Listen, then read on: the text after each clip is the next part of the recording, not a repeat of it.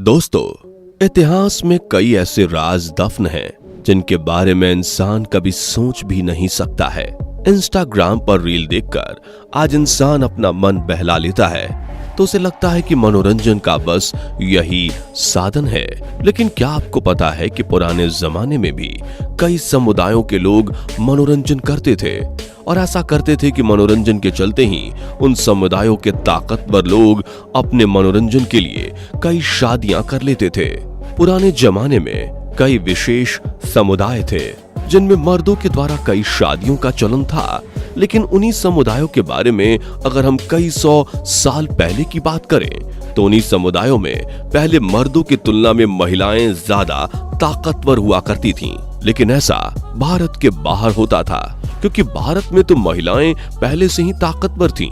दरअसल दोस्तों, आज जिस महिला के बारे में हम बात करने वाले हैं वो एक ऐसी ताकतवर महिला थी जिसने अपनी ताकत के आगे किसी मर्द को टिकने नहीं दिया और उसका दिल जिस भी मर्द पर आया उससे वो मजे लेकर उसे ऐसे छोड़ देती थी जैसे कि मर्द कोई खेलने की चीज हो।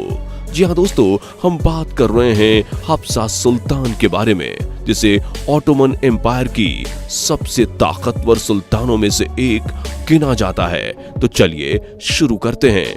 दोस्तों, ये बात है 13वीं शताब्दी की, जब ऑटोमन एम्पायर की सल्तनत पर सलीम प्रथम का अधिकार था। सलीम वैसे तो एक निष्पक्ष राज करने वाला राजा था, लेकिन ऊंट का मांस और टर्की की शराब उसकी सबसे बड़ी कमजोरी थी और ज्यादा शराब का सेवन करने की वजह से वो धीरे धीरे कमजोर होने लगा था। लेकिन इसी बीच उसने हफ्सा नाम की लड़की से निकाह किया। इस निकाह को करने के बाद सलीम की जिंदगी में मानो सारी खुशियां आ गई, क्योंकि हफ्सा देखने में किसी परी जैसी थी। बता दें कि तुर्की के कई बड़े मुस्लिम इतिहासकारों ने हफ्सा की तुलना जन्नत की हूरों से भी की थी। उनका कहना था कि हफ्सा जैसी खूबसूरत बीवी पाने के बाद सलीम का जीवन सफल हो गया था। सलीम और हफ्सा के निकाह के बाद सलीम ने हफ्सा को करीब 2 महीनों तक अपने कमरे से बाहर नहीं निकलने दिया था और ना ही खुद वो बाहर आता था। हफ्सा की खूबसूरती का खुमार उसके तन बदन से निकल ही नहीं रहा था। महल में उपस्थित सभी बड़े मंत्री भी हफ्सा की एक झलक पाने को बेचैन हो गए थे। वैसे तो हफ्सा के माँ बाप के बारे में कुछ खास खबर नहीं है, लेकिन कई बड़े इतिहासकार बताते हैं कि हफ्सा एक गुलाम मूल की थी जो कि किसी तरह एक अंग्रेज के हाथ लग गई थी। और जब वो अंग्रेज हफ्सा को अपने साथ लेकर जा रहा था तो कुछ तुर्की लोगों ने हफ्सा को देखा और उसे मजे लेने के लिए अपने कब्जे में ले लिया और बाद में महल में पेश किया। महल में सलीम ने जैसे ही हफ्सा को देखा तो उसके मन में सबसे पहले यही ख्याल आया, कितनी नायाब चीज सड़कों पर क्या कर रही है। हफ्सा ने भी मौके के नजाकत को समझा और सलीम से कहा कि हमें आपसे मोहब्बत हो गई है और हम आपसे निकाह करना चाहते हैं। इस पर सलीम और पागल हो गया था। दोस्तों, सलीम की जिंदगी में जब से हफ्सा ने कदम रखा था, सलीम मानो एक अलग ही दुनिया में पहुंच चुका था।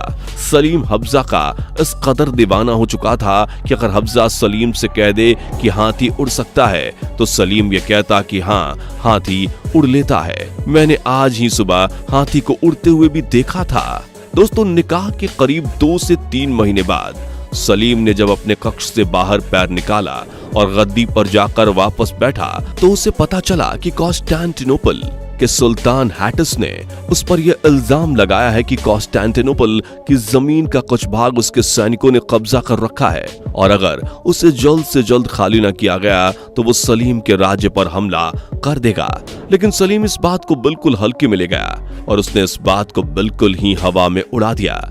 इसके कुछ दिन बाद ही हैटस ने अपनी सेना का एक बड़ा भाग भेजकर सलीम के राज्य को चारों तरफ से घेर लिया। वैसे भी हैटस के पास पूरे तुर्की की सबसे बड़ी सेना थी। उसी समय हफ्सा अपनी कुछ दासियों के साथ बगीचे में धूप सेक रही थी।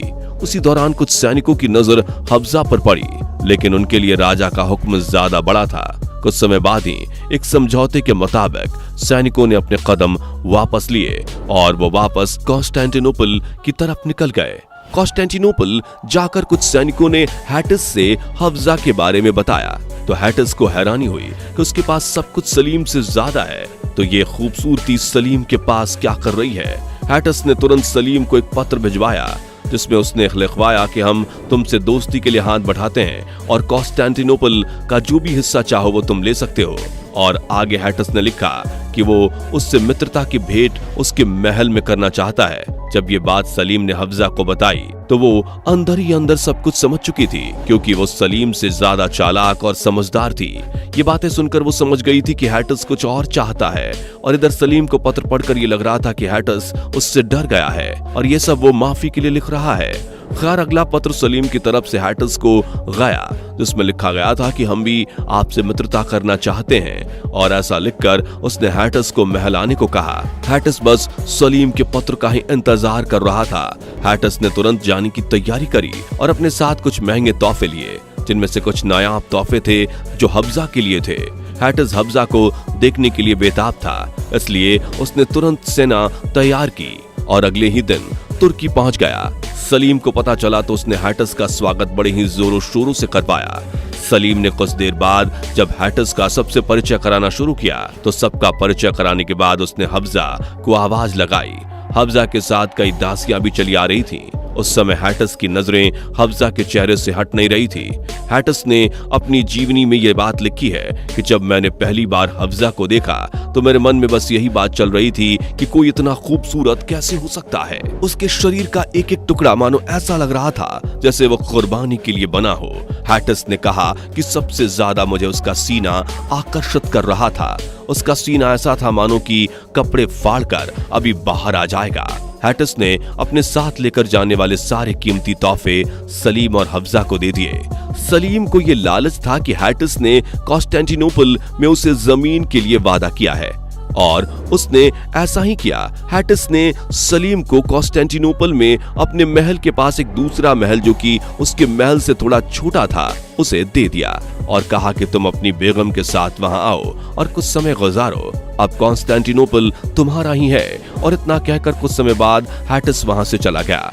हैटस के जाते ही सलीम को पता चला कि हफ्जा मां बनने वाली है। इसके बाद कुछ समय के लिए सलीम ने हफ्जा को कॉन्स्टेंटिनोपल के उस महल में भिजवा दिया और वो हैटस द्वारा बनवाए गए महल में रहने लगी। जैसे ही हैटस को यह पता चला उसने वहां आना जाना शुरू कर दिया, हफ्जा से बातचीत करना शुरू कर दिया। हफ्जा के दिमाग में ये बात चल रही थी कि अगर मैं सलीम के बच्चे को जन्म देने के बाद अगर हैटस से शादी कर लूं तो कॉन्स्टेंटिनोपल की राजगद्दी भी मेरे नाम हो जाएगी। थोड़े ही समय में हफ्जा ने सलीम के बच्चे को जन्म दिया और उसके बाद हैटस और हफ्जा में नजदीकियां बढ़ने लगी। और एक रात हैटस शाम को हफ्जा के महल में आया और वो पूरी रात वहीं रुका। इस बात की खबर हफ्जा के उस मंत्री को बखूबी थी जिसे सलीम ने हफ्जा की हिफाजत के लिए रखा था। मंत्री भी सुबह का इंतजार करने लगा और सुबह होते ही उसने हैटस को हफ्जा के कमरे से निकलते हुए देखा। मंत्री ने थोड़ा पास जाकर देखा तो हफ्जा के कमरे का दरवाजा खुला हुआ था और उसके अंदर की तरफ एक पतली झिल्ली वाला पर्दा चढ़ा हुआ था, जिससे गौर से देखने पर अंदर का दृश्य समझ में तो आ रहा था, लेकिन थोड़ा धुंधला धुंधला।